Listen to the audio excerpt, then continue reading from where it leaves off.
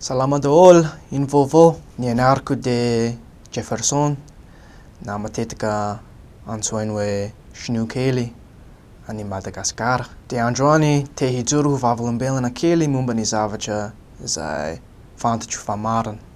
De tena fantatro fa marina ny fiangonan'i Jesosy Kristy hono ny olo-maso ny andro farany. De fantatro fa marina ny filazantsara Jesosy Kristy.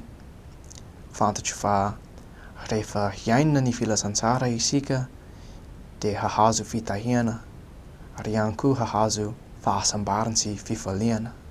Fantatro fa rehefa hanaraka ny didin'Andriamanitra de handeha amin'ny lalana tsara isika, hahazo fitahiana de tsy mila misalasala momba ny zavatra ataontsika satria efa fantantsika fa hanao ny zavatra tian'Andriamanitra. Fantatro fa rehefa manaraka Andriamanitra Jesosy Kristy amin'ny fiaintsika de tena ho faly isika.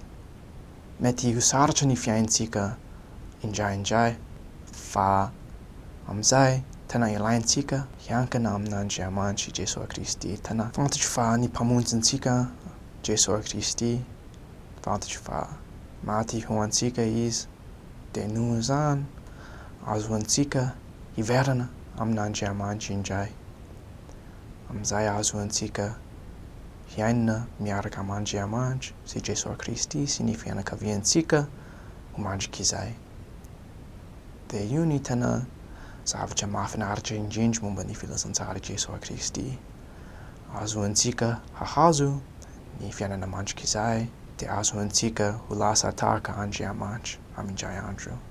De io ny filazantsara Jesosy Kristy. Fantatro fa tena marina zany. Tena fantatro fa rehefa hanaraka ny mpamanany sy ny apôstôly isika amin'izao fotoan'izao de tena hanao zavatra izay hanomana antsika mba hiverana amin'Andriamanitra indray. De io ny fijoroana ho vavolombelona kely ataoko amin'ny anaran'i Jesosy Kristy. Amen.